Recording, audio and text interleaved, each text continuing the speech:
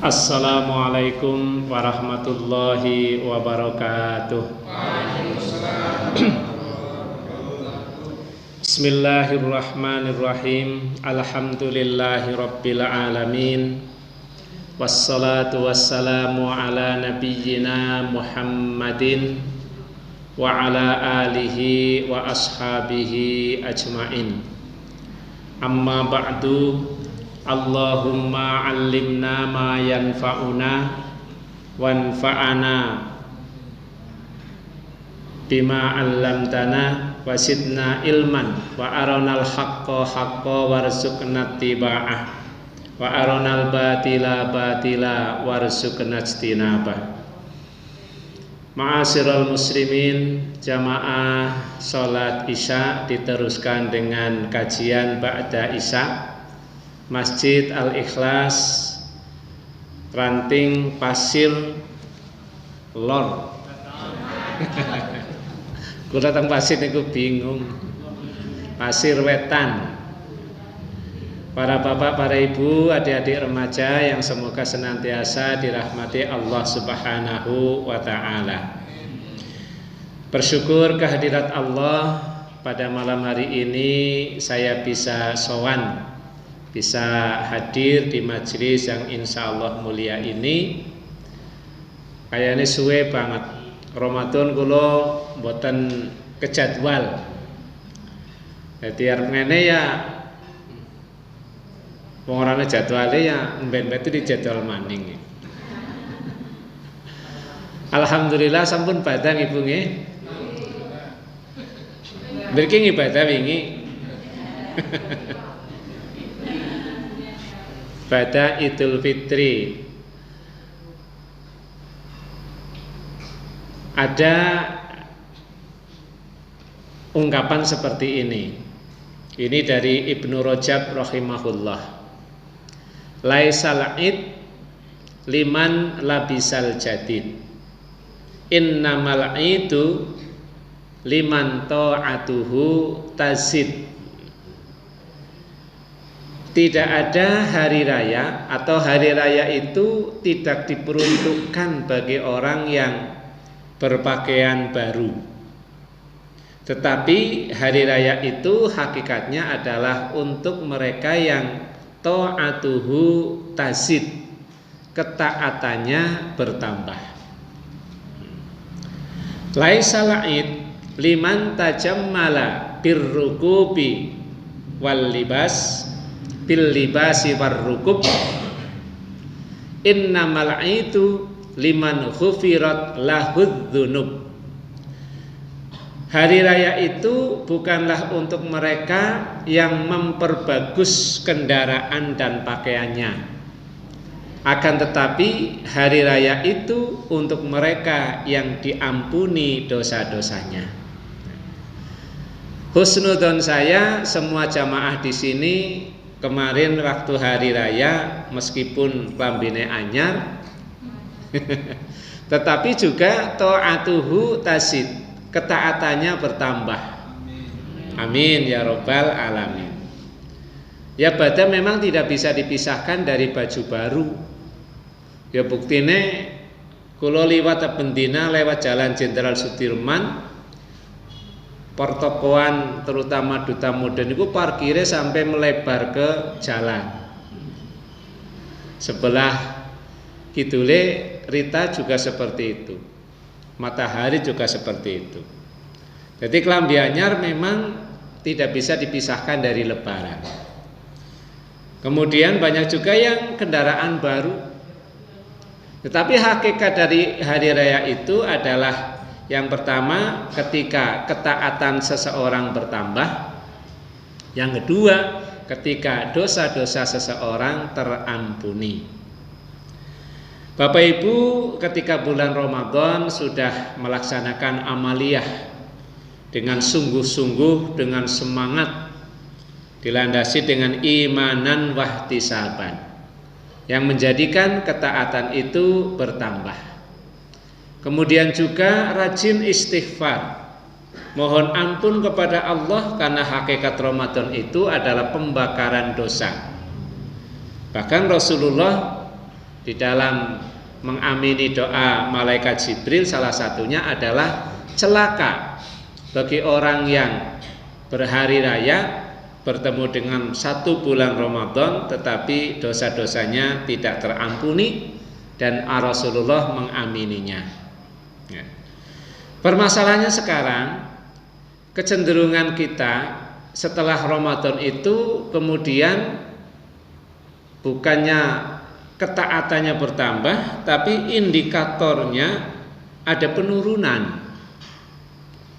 Ya, bisa dilihatlah secara zahir ketika kemarin Ramadan jamaah isyanya mesti sampai shaf 1, 2, 3, mungkin sampai ke 4. Ya, sampai ke 4 lah. Bisa bertahan dengan melakukan sholat tarawih 1 bulan penuh. Insya Allah sholat subuhnya pun demikian. Ada pengajiannya juga diikuti. Tapi setelah 1 Syawal, bahkan 1 Syawalnya itu sendiri subuhnya sudah banyak berkurang. Atau malam hari raya sholat isyanya sudah tidak sebanyak ketika bulan Ramadan. Bahkan ana sing ora subuhan tapi sholat Id. Ora subuhan tapi sholat Id. Kita tidak boleh seperti itu. Kita harus sadar, seharusnya setelah bulan Ramadan kita tetap di dalam melakukan ketaatan. Nah, inilah yang akan kita ajak Bapak Ibu supaya istiqomah di dalam ketaatan. Allah Subhanahu wa taala telah berfirman di dalam surat Fussilat ayat yang ke-30. Surat Fussilat ayat yang ke-30. A'udzu billahi minasyaitonir rajim. Innal ladzina qalu rabbunallah summastaqamu tatanazzalu alaihimul malaika alla takhafu wala tahsanu wa absyiru bil jannatil lati kuntum tu'adun. Innal ladzina qalu, sesungguhnya orang-orang yang mereka mengucapkan Rabbunallah, Tuhan kami adalah Allah. Summastaqamu, kemudian mereka istiqomah berpendirian teguh dengan ucapan mereka, tatanazzalu alaihimul malaikah, akan diturunkan kepada mereka malaikat-malaikat. Allah tahsanu Allah takhafu, supaya malaikat itu memberikan semangat, mengatakan kepada mereka, janganlah kamu merasa takut. Wala tahsanu, dan janganlah kamu merasa sedih. Wa ubsyiru, dan diberitahukan kabar gembira kepada mereka dengan surga yang telah dijanjikan kepada mereka.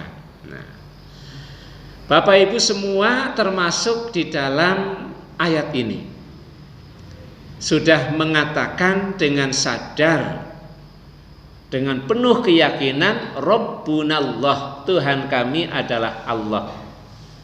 Tidak cukup berhenti hanya mengatakan saja, tidak cukup hanya bersyahadat, tetapi harus dibuktikan dengan istiqomah pendirian, teguh pendirian dengan ucapan ini. Berpegang teguh sampai mati, sampai mati.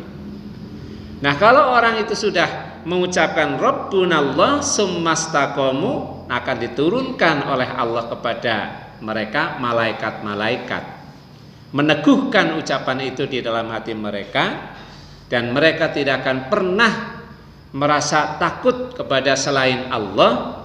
Mereka tidak bersedih dengan keadaan bagaimanapun, karena mereka sudah diberitahukan kabar gembira akan mendapatkan surga kelak di akhirat.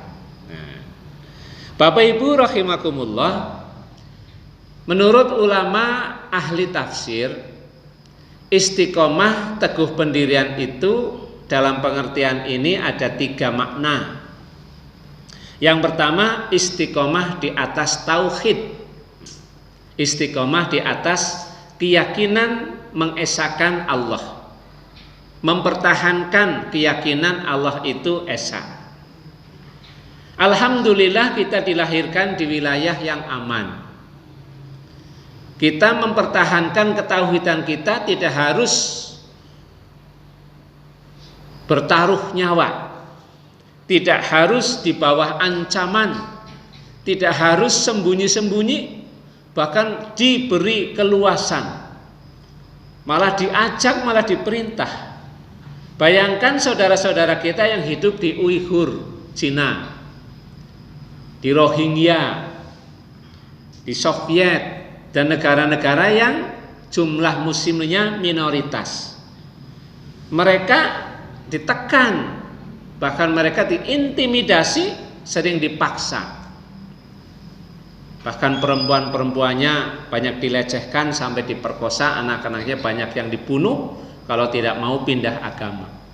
Karena kan orang anak babar belasan zaman kayak gue, malah diperintah masjidnya dibangun, dalannya diapiki, fasilitasnya dilengkapi supaya beribadah. Sumuk tuh kok kena AC kurang tambah kipas angin tuh kena blower ben pojok. Men beku sekalian. Iya, komplit lah pokoknya.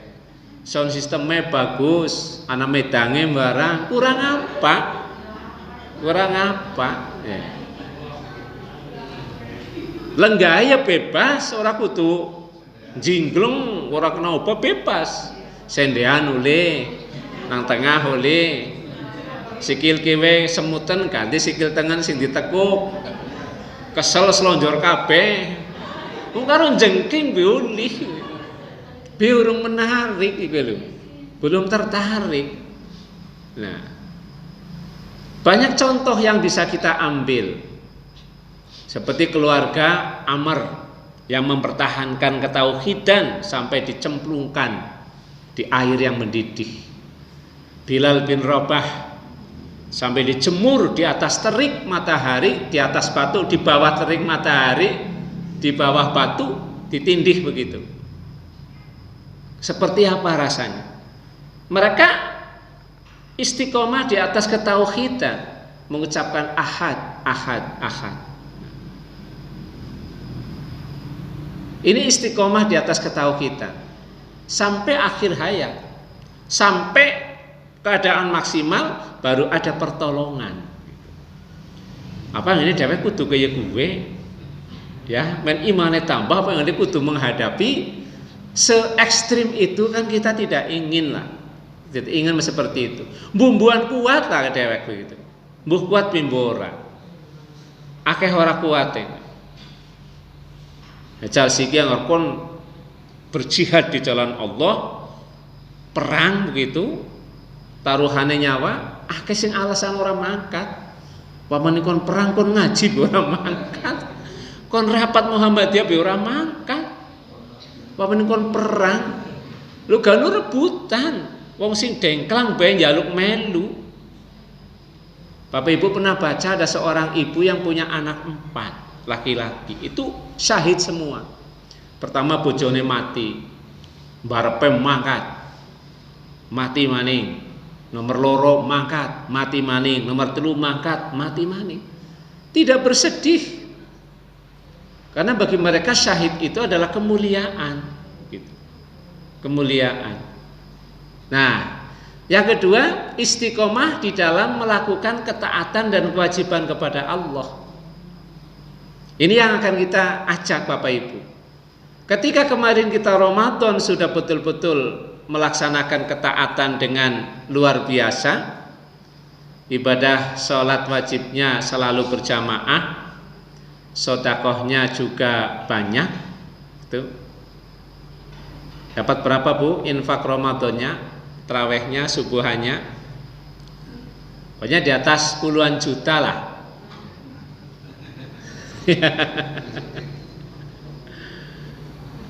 Tempat saya kemarin sholat id itu dapat 22 juta 222.200 rupiah. Anak sih nggak keleningan loro, melebu kotak gitu. Atusan loro. Jadi angkanya angka cantik gitu. 22, 220, 200. 200 perak. Alhamdulillah. Utangnya akeh sih. Ngumbayar tanah. Itu memang kita siasati, seluruh jamaah kita kasih undangan sholat id, ditempeli amplop 05 stempel. Jadi mangkate isi kabeh. Anggar orang nganggo amplop biasanya sekitar 8 sampai 10 juta. Anggar nganggo amplop kosong disebar oleh bisa rolikur. Ya salah satu siasat begitu. Nah. Yang kedua ini istiqomah di dalam melaksanakan ketaatan dan kewajiban. Ramadan kemarin yang sudah kita lakukan kita pertahankan. Karena antara lain Bapak Ibu, usaha kita untuk bisa amaliyah kita istiqomah setelah Ramadan, yang pertama kita memperbanyak doa supaya hati kita tetap teguh. Dan doa ini yang sering dibaca oleh Rasulullah. Ya muqallibal qulub, sabbit qalbi ala dinik. Cendek kan dongane, gampang dihafalna. Itu yang selalu disampaikan oleh Rasulullah. Sekelas Rasulullah sing gena-gena atine gue selalu menghadap kepada Allah dalam ketaatan menjalankan agama, selalu berdoa ya muqallibal qulub. Wahai zat yang membolak-balikan hati. Muqallibah itu membolak-balikan. Kulub itu hati. Jamak dari kolbun. Pakai kof, kolbun. Kalau pakai kaf nanti maknanya anjing.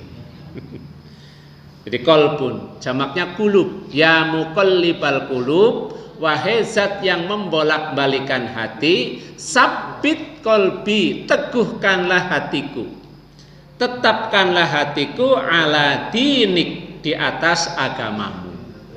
Nah, hafal Bu? Ya muqallibal qulub, sabbit qalbi ala dinik. Ada lagi satu, ya munsharifal qulub, sarrif qulubana ala ta'atika. Ini juga doa yang sering dibaca Nabi. Ummu Salamah, seorang sahabat Rasulullah bertanya, ya Rasulullah, ma aksari du'aika ya muqallibal qulub, sabbit qalbi ala dinik. Wahai Rasulullah, engkau sering sekali membaca doa ya muqallibal qulub, sabbit qalbi ala dinik. Kemudian Rasulullah menjawab, ya Umma Salamah, wahai Ummi Salamah, sesungguhnya setiap anak Adam atau semua anak Adam dan hati anak Adam itu ada di dalam genggaman jari jemari Allah. Tapi kita tidak boleh membayangkan jari jemari Allah seperti jari manusia. Hati manusia itu senantiasa di dalam genggaman jari jemari Allah. Maka Allah berkehendak, Allah berkuasa untuk meneguhkannya, mendirikannya, atau sebaliknya untuk memalingkannya. Jadi kita berharap kepada Allah dalam kondisi kehidupan apapun kita. Sebab perjalanan hidup manusia kan senantiasa berubah-ubah. Hati juga seperti itu. Kadang taat, kadang berkurang, kadang futur. Futur itu artinya napa nggih Pak Rahmat? Futur.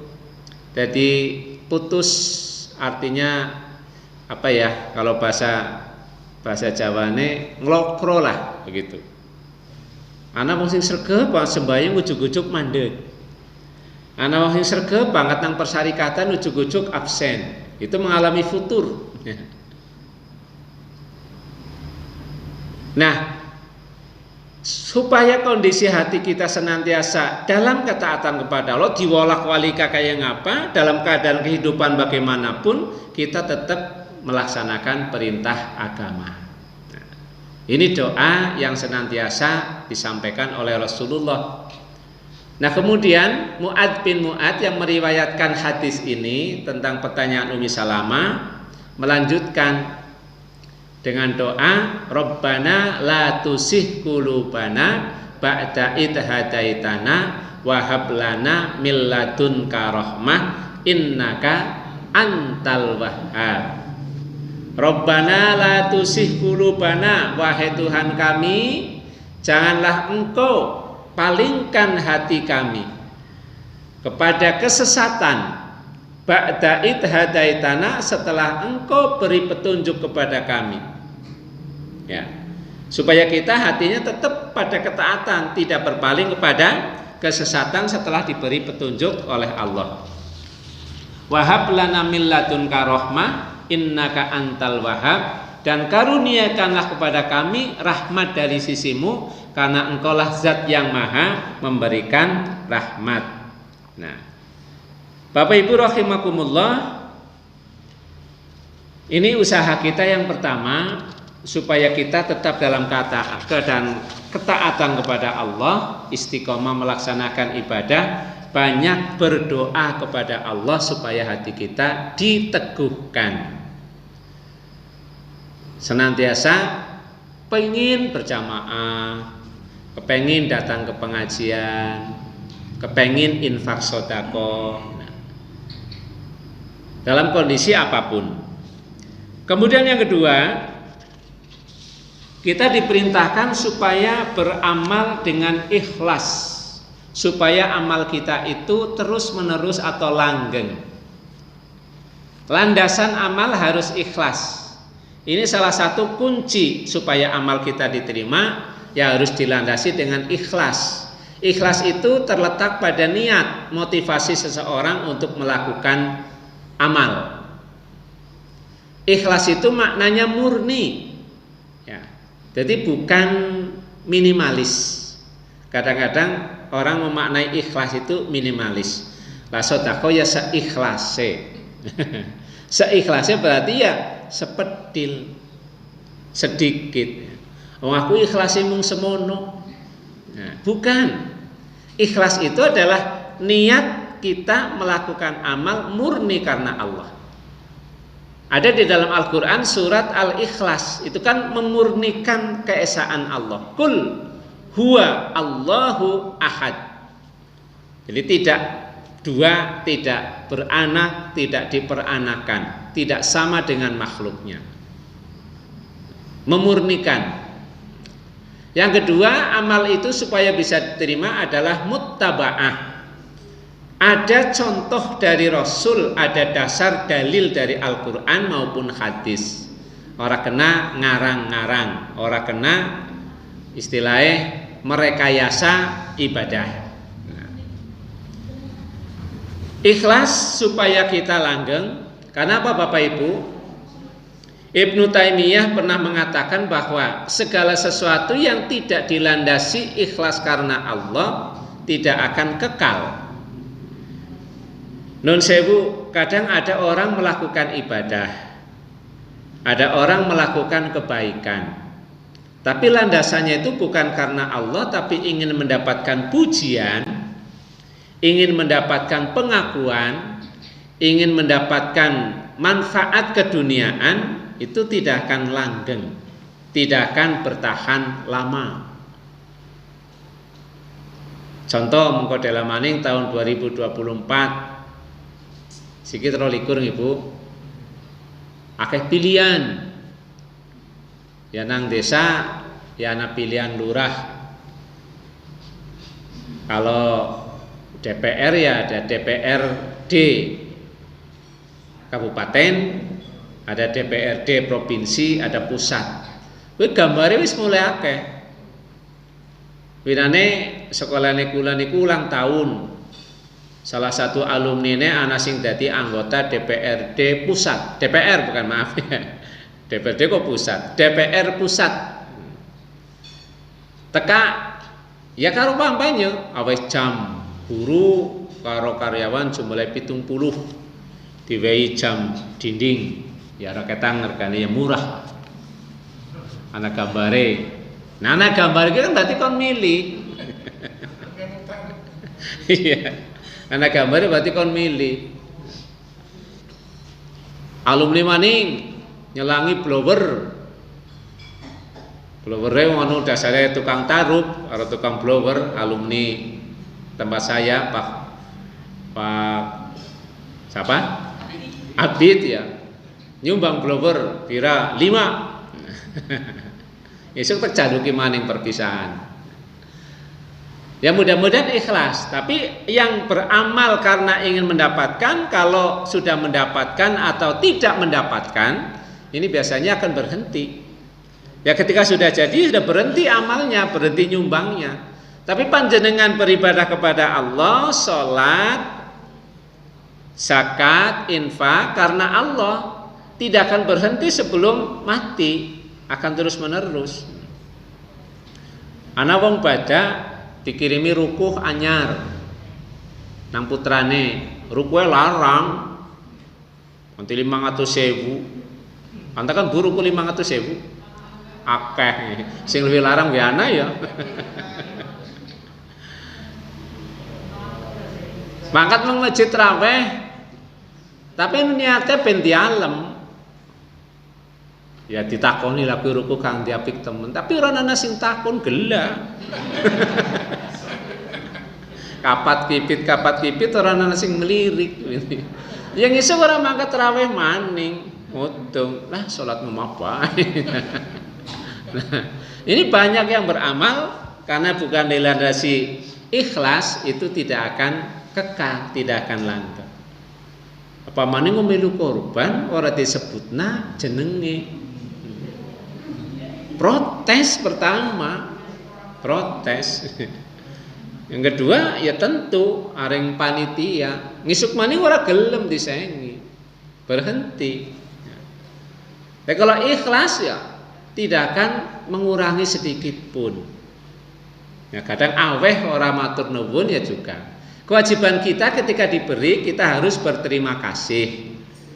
Tapi ketika kita memberi, yang kita beri tidak berterima kasih tidak akan mengurangi manfaat yang kita sampaikan. Nah, biasanya ya terus mutung lah ora weh maning. Ora kesemunacan. Apa maning sedulure dhewek. Sedulur diwehi ora matur nuwun, mending awaring wong liya. Nah, ya keliru kita. Nah kemarin saya mendapatkan pengajian dari Pak Dailami minggu kemarin. Yang namanya silaturahim itu menyambung tapi yang masih ada dasar nasab. Jadi istilah silaturahim itu dalam pengertian agama menyambung persaudaraan yang masih ada hubungannya nasab. Jadi agar sekantor, sepersyarikatan ini bukan silaturahim, tapi namanya pertemanan. Apa panjenengan ngunjungi pamane sing wis pirang tahun orang anak kabar itu namanya silaturahim. Tapi agar panjenengan dolan ngene kancane itu namanya ziarah, mengunjungi. Nah karena ziarah malah wong sing mati bukan. Jadi zaro ya suruh ziarah itu mengunjungi orang yang masih hidup. Ngarepane ziarah ya wali songo ya. Ziarah ya kubur. Ini keliru, salah kaprah gitu, salah kaprah. Ya. Yang kedua, beramal ikhlas. Monggolah. Masalah ikhlas ini benar-benar sangat digoda oleh setan. Angel. Jan bener-bener angel, kudu ditata atine. Angger nganti niate kowe ora murni, itu tidak akan sampai kepada Allah. Allah tidak butuh amal yang dilandasi bukan karena dia. Makanya disebut syirik kan ya? Syirik. Orang beramal bukan selain Allah namanya syirik karena menyamakan ada tujuan selain Allah. Yang digambarna cara siki ya era digitalisasi. Kalau panjenengan mau kirim uang ke nomor rekening itu harus betul-betul nomornya pas. Orang kena salah seangka, apa maning nganti kurang, keliru 6 dadi 8 be ora butun. Tidak akan sampai. Niat itu lebih valid daripada nomor rekening. Jadi kalau kita beramal bukan karena Allah, masa Allah tidak akan sampai kepada Allah. Maka di dalam hadis kan ada orang yang membanggakan amalnya. Pertama dia berjihad di jalan Allah, tapi jangan kepengen disebut sebagai pahlawan. Yang kedua orang yang sangat dermawan supaya disebut sebagai orang yang ya dermawan. Yang ketiga orang yang banyak ilmu, gelem mulang, tapi supaya disebut alim. Ketika dihadapkan kepada Allah tidak ada satupun yang mereka terima dari amalnya. Nah, ini masalah ikhlas. Nah, Bapak Ibu rahimakumullah, yang ketiga, beramal itu yang penting terus menerus. Jadi yang wingi Ramadan panjenengan traweh, ya kudune siki traweh. Kira-kira diomong wong apa ora anggar bar isya terus traweh? Ulih apa ora jane sih? Ulih. Ora apa-apa. Tapi tetap ngomong pada ngomong. Ya minimal yang namanya sholat malam itu tidak habis ketika Ramadan selesai. Rata-rata malam baca bisa orang sholat malam. Iya, kebablasan. Nah, amalan yang baik itu yang ajak. Rasulullah ngendika, inna ahabbal amali ilallahi ta'ala adwamuhu wa in qalla.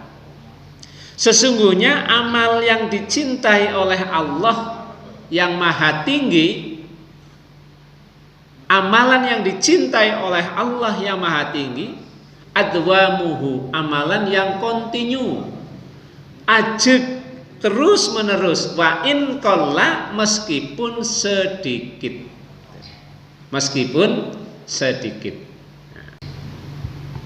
Jamaah sholat wajib terus menerus, infak terus menerus, sholat rawatib terus menerus, dibiasakan. Jangan musiman. Nah, rata-rata kita termasuk yang masih musiman. Maka ada seorang ulama yang mengatakan, sungguh buruk, bi'sal kaum, sangat buruk kaum yang hanya mengenal Allah di bulan Ramadan saja. Karena orang soleh yang sesungguhnya adalah bersungguh-sungguh beribadah sepanjang tahun, bukan hanya pada bulan Ramadan. Harusnya tempat-tempat ibadah ya rame sepanjang tahun, bukan hanya pada bulan Ramadan saja. Maka beramal itu yang terus-menerus meskipun tidak banyak. Nah, ini ada hadis Bapak Ibu. Ada seorang sahabat dipersaudarakan oleh Rasulullah dengan sahabat yang lain. Biasanya dipersaudarakan itu dari kaum Ansor dan Muhajirin. Ketika peristiwa hijrah itu Nabi mempersaudarakan orang-orang yang dari Mekah yang tidak bawa apa-apa, teka wong-wong to, dengan orang-orang Madinah supaya saling bersaudara. Salman itu dipersaudarakan dengan Abu Darda. Abu Darda benar-benar menjadi saudara. Suatu ketika Salman ini berkunjung ke rumah Abu Darda. Di sana bertemu dengan istrinya. Istrinya berpenampilan kusut. Jadi kayak orang keurus, orang dandan, orang apa, orang menarik begitu. Salman bertanya kepada Ummu Darda, istri Abu Darda ini, kenapa keadaanmu seperti itu? Istrinya menjawab, ya saudaramu itu Abu Darda sudah tidak tertarik dengan dunia. Jadi ngibadah terus awan bengi. Orang ngurus keluargane, orang ngurus bojone. Nanti wengi ya sewengi sholat terus, awan puasa. Terus menerus seperti itu. Nah kemudian Abu Darda setelah Salman bertemu istrinya bercerita seperti itu, Abu Darda datang membuatkan makanan. Abu Darda mengatakan, silahkan makan wahai saudaraku, aku sedang puasa. Salman mengatakan, aku rarep mangan nek urung mangan. Akhirnya Abu Darda tidak puasa, putus makan bersama. Salman nginep di rumah Abu Darda. Nah ketika malam hari isi jam 12 isi nembe turu kok Abu Darda arep sholat malam. Salman mengatakan nggak usah bangun, tidurlah. Mau bangun lagi dilarang oleh Salman, nggak usah bangun, tidurlah. Baru sepertiga malam Salman tidak melarang Abu Darda sholat dan Salman pun ikut sholat. Nah ketika selesai sholat Abu Darda itu menasehati Salman, Salman menasehati Abu Darda, wahai Abu Darda, sesungguhnya Tuhanmu memiliki hak, keluargamu memiliki hak, dan dirimu pun memiliki hak, maka penuhilah hak-hak itu. Abu Darda mengiyakan. Kemudian Rasulullah ketika diberitahu oleh Salman laporan maring Rasulullah telah memberitahu nasihat seperti itu, Rasulullah malah memberikan apresiasi, membenarkan apa yang disampaikan oleh Salman. Artinya apa Bapak Ibu? Ibadah itu tidak harus menerus-menerus, karena kita hidup di dunia ya punya keluarga, bahkan tubuh kita juga punya hak untuk istirahat. Jadi ora apik sholat sewengi nutuk nganti ora turu. Tidak baik seseorang itu di masjid siang malam beribadah kepada Allah, keluarganya terlantar, tidak dibiayai. Tapi yang bagus adalah bekerja ketika waktunya ibadah tidak ketinggalan untuk berjamaah. Ini yang terbaik seperti itu. Nah, artinya apa Bapak Ibu? Kita supaya beribadah itu yang proporsional. Ketika hak Allah ada, kita tunaikan hak Allah. Anak sing ora proporsional orang itu belas ya anak. Pagi tidak sholat subuh, tidak melaksanakan hak Allah, langsung mencari nafkah juga banyak. Tapi yang sholat subuh terus sampai zikir sampai siang juga tidak bagus. Ini beramal yang terus menerus, ajak kontinuitas. Selanjutnya yang keempat Bapak Ibu rahimakumullah, rajin muhasabah. Ini surat Al-Hasyr ayat yang ke-18. Ya ayyuhalladzina amanuttaqullah wal tanzur nafsum ma qaddamat lighad wattaqullah innallaha khabirum bima ta'malun. Wahai orang-orang yang beriman, bertakwalah kalian kepada Allah dan hendaklah masing-masing diri memperhatikan apa yang sudah dikerjakan untuk hari esok, untuk hari kiamat, untuk hari akhirat. Wattaqullah, bertakwalah kalian kepada Allah, innallaha khabirum bima ta'malun. Sesungguhnya Allah melihat apa yang kamu kerjakan.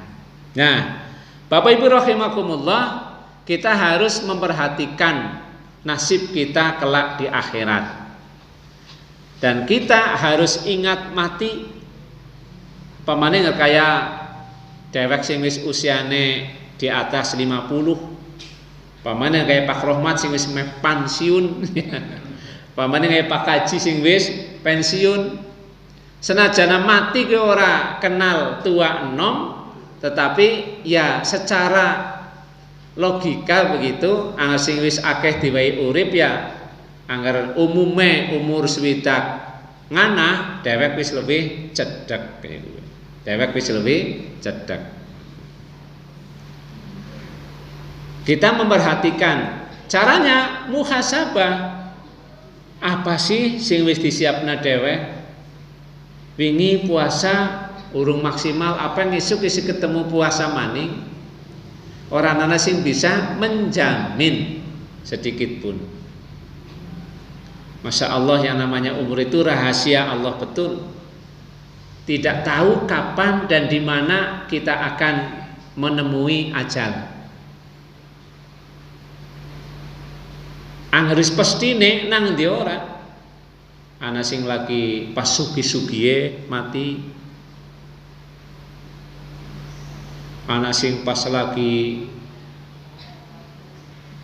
ayu-ayune mati. Ana sing pancen wis lara dhisik, ana sing lagi sehat-sehatnya bludak mati. Banyak ini. Dalam waktu dekat ini banyak kemarin pelajaran-pelajaran kematian.